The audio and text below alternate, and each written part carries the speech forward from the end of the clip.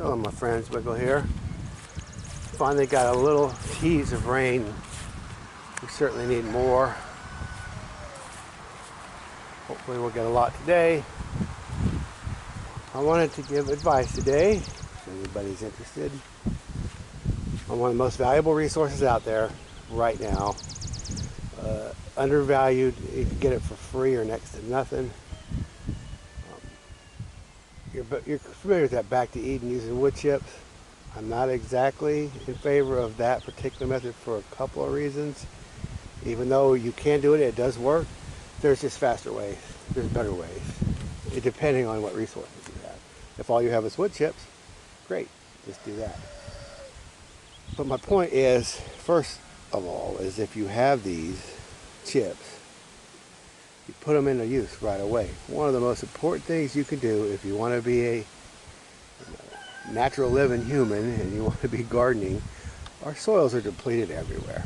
Agriculture has destroyed the soil. So how do we fix it? We fix it by piling stuff up. We don't fix it with a plow or a tiller. We destroy it with the plow or a tiller. So this right here, this wood chips, the ones with all the tips, it's not mulch. It's got all the green tips and all the shoots and all the twigs and just all of it. It's got a lot of green in it. If you get just straight mulch, hardwood, bark shredded, or that stuff is really high in carbon.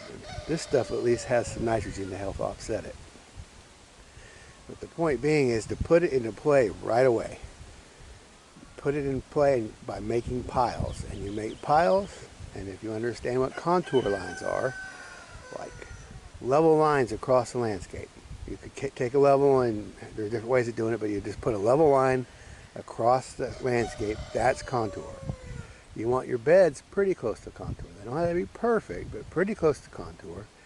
And what happens is you're 90 degrees opposite the way water moves. So all that to say is just pile your chips about maybe a foot high, 6 to 12 inches high, on contour anywhere that you want to garden, and let it start working. Because what's going to happen is you're going to start holding back water right away, and water really is the key to fertility. But you also need carbon, and mostly we're looking at carbon and nitrogen to just get the thing going. So when you put these chips on contour, the nitrogen goes away a little faster than the carbon. Obviously the carbon lingers, but the good news is when you're stopping that rainwater, it's got nitrogen in it, so you're helping build soil right away with carbon, nitrogen, oxygen, and water. So that's why you don't want these huge piles unless you're trying to get them to compost, pick them off. But you can compost in place. It is slower, but it is very low input. You just put your chips on contour, let them get wet, let them dry out, and man, you're building soil. If you can hold back rain. Even if you just do that. You can also not do hills and valleys like I do. You can just spread it out. And all the water that hits it, it's kind of like a sponge. It's going to hold so much water, then it'll start oozing out, but mostly it'll hold. Around here, this garden I have holds all the rain that hits. It doesn't ever run out because the way I have it built. We've been in the middle of a drought for at least 2 months, 3 months. I have not watered this garden. So when we do get a little bit of rain, it just hits and soaks in. So onto perhaps a better method is I just like to use the chips for rows, for my paths. And sometimes I'll mulch them around some plants, but build your rows with the chips, and that's all turned into compost while you're walking on it. And it's giving you the benefit of holding water, of choking out weeds, it's building soil. It gives you, you're not compacting the soil. I don't know. I don't even know all the good things right at this moment. I haven't thought about it. There's a bunch of good things about using wood chips. Now I put composted hay or just straight hay manure mixed if I have it planted, or like I'm doing potatoes or something. But I have my rows of chips, my rows of soil, my rows of chips. And this is built up. This is 10 to 12 inches thick at least, hopefully. So when it rains, it just soaks in, and that moisture is held underneath at the bottom of these chips, right where the subsoil is if I scrape down to the subsoil, put the good dirt in a pile, it's the better dirt, and then I go put the wood chips right all the way down to subsoil. We have red clay subsoil. And if you can get enough chips, what I've done is reversed it. The way I had it is, these are my mounds here. This is all lettuce. I have like 6 or 8 varieties of lettuce. Summer lettuce, and it's underneath this shade cloth. Hopefully we'll get some summer lettuce out of it. But anyway, that low spot used to be the high spot. That used to be the top of the hill.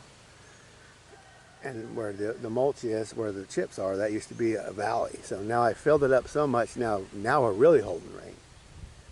And I was talking about being on contour. None of this is really on contour here. This was just kind of the way we did it, because we were trying to put in these. I had a bunch of people helping and stuff, and this is just how it turned out.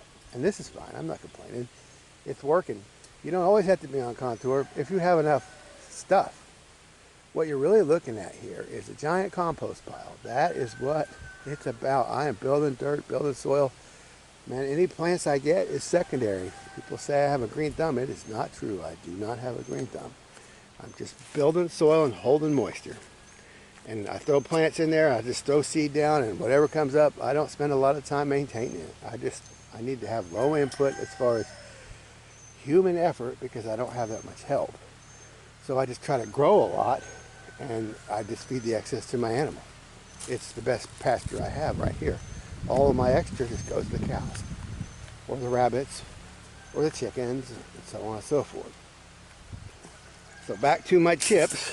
I got the 2 loads yesterday, full, big, you know, how many ever yards those trucks are, 10, 12 yards, 8, 10, 12, I don't know what they are. Let's just guess 10. So I'm putting that stuff into play as quick as I can, and I kind of wish I would have showed you yesterday, because what I got going on here,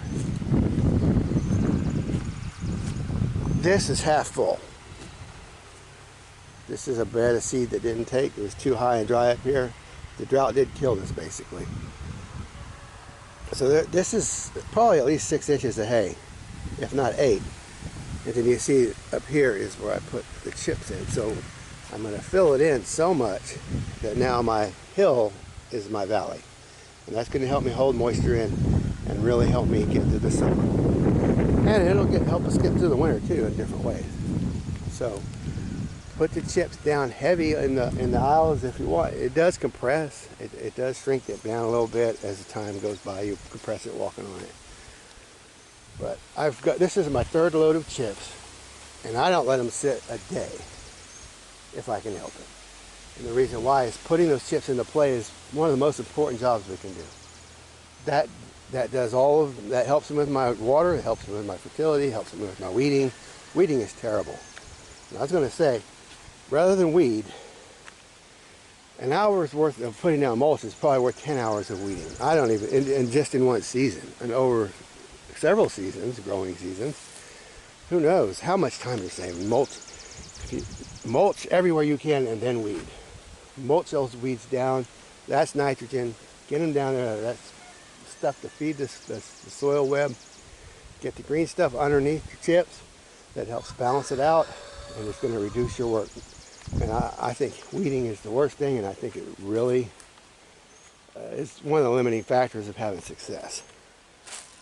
So I detest weeding unless I do it, but only as much as I have to, and mostly I changed my attitude about weeding. It's like, okay, I'm feeding my cows a couple wheelbarrows of greens a day.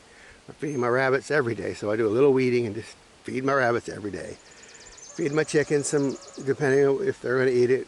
If it's good stuff, I'll take it over to the chicken. So my weeding has now become more of a feeding chore. So I have a better attitude about it, and I just keep doing it steady, and it offsets my feed bill. So anyway, this is probably going long, but I can't say enough good things about the chips.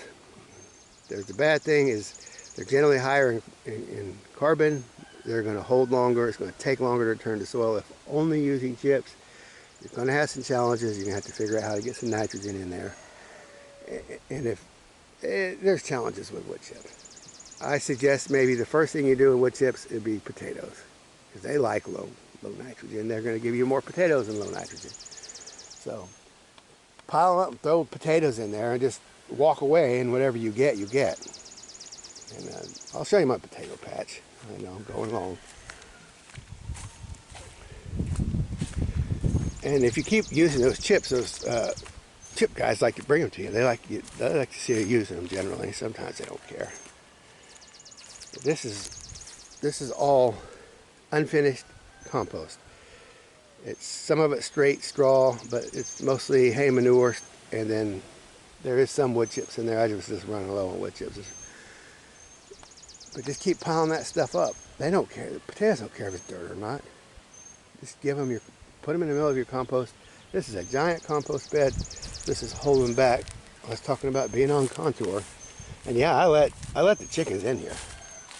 And yeah, they do a little damage, but man, it's so much easier than trying to fence out the chickens. You just take your lump. So this giant pile here is holding all that water back. It's probably at least 2 feet tall. See how it's leveling off the hill here? It's kind of a terrace. This level section of bed, which would be on hill contour. I know it's still sloping, but the point is it's flattening it out. And I'm taking advantage of this resource that was just sitting here choking out pasture, killing grass. Now I'm growing potatoes. And this is the whole mulch thing. Just don't weed it, mulch it. So potatoes are a great pioneer crop, and they will grow in those wood chips. That's probably the best thing you could do is throw some potatoes on the ground on a line on contour and throw some chips on it, and you're gardening. And you start getting weeds, just mulch the weeds out. Put them in leave little spaces for the grass to even creep in, and then choke it. So, anyway, I didn't really have a solid plan for what I was going to say today. I was just, the big thing around here is we put our chips in the plate immediately. So I suggest you do the same thing. Get them where you can. One of the tricks I used to get them, and I'm out here in the middle of nowhere, but we are in forest country, so you got the chip guys, you got the chip trucks, they're over here clearing the power lines, clearing the road. And man, when you see those guys, if you drop what you're doing, you go talk to them and say, hey man, can I get some chips? I really want them. And they say, yeah. And they say, yeah, I'll give you a case of Gatorade or whatever. And I use a case of Gatorade. Every time they come, I give them a case of Gatorade. They're like, well, you don't have to do that. We're happy to get rid of it. I'm like, great, just keep it coming and I'll keep you drinking Gatorade. So I've done beer, but not everybody drinks beer, and some people will have a moral objection to beer, and some guys really like beer, and it really works if you have, like, more of the local crews will like the beer. If it's more of the professional guys traveling in from wherever, they don't like beer, they'll get in trouble or whatever. So, and maybe you're morally opposed to beer. They all like Gatorade, I think. Water's kind of lame, so give them something good. I also sometimes share some of my produce. I make them know that I appreciate them coming, and they'll come out of their way a little bit to bring you stuff. So there's a high rate of turnover though. I see these crews come, it's just new guys every time, year after year. So it's not a long-term relationship with the guys. Now, if you're in with the local tree guys, business owners, that is more of a lasting relationship. So get your chips and use them. Don't let them sit around. Drop what you're doing and prioritize it, because on the long term, it's some of the best benefits you're going to get for your efforts. Just keep putting stuff down. Doesn't have to be chips, but chips are great. Underutilized, undervalued in most places. You can still get them. So get busy building some dirt. Wiggle out.